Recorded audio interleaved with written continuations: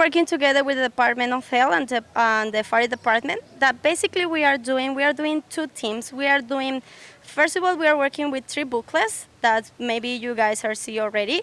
One is the Stay Well, how to keep yourself and others well booklets. Another one is how to prevent the spread of illness, and the other one is how to use the mask and gloves.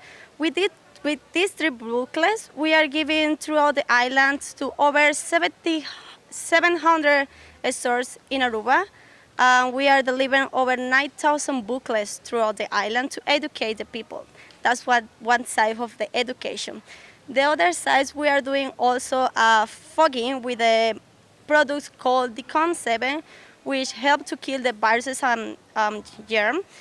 We are doing this in schools. In the key places of the island, we have already done over 30 schools throughout the island, and the people is really happy to have that done on the schools, because for the Arubian people it's very important the family, it's very important the kids, so we take that to make this thing happen, because even if we are social distance, we are in this together. The reaction of the people is very good, because they are willing to be helped.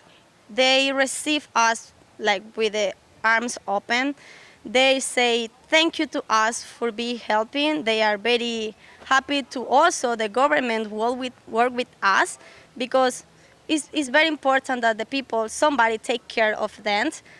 Together with the Department of Health, we are doing that also with the Fire Department, and they are happy to see how the Freewinds organization that is not from here is working with somebody that is from here.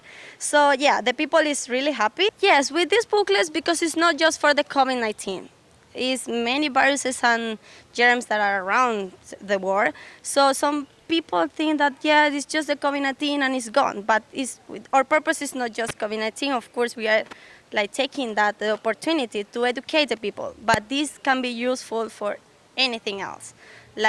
Stay safe is for all of your life in general. That's right. So yes, that's what we are doing, educating the people to the future.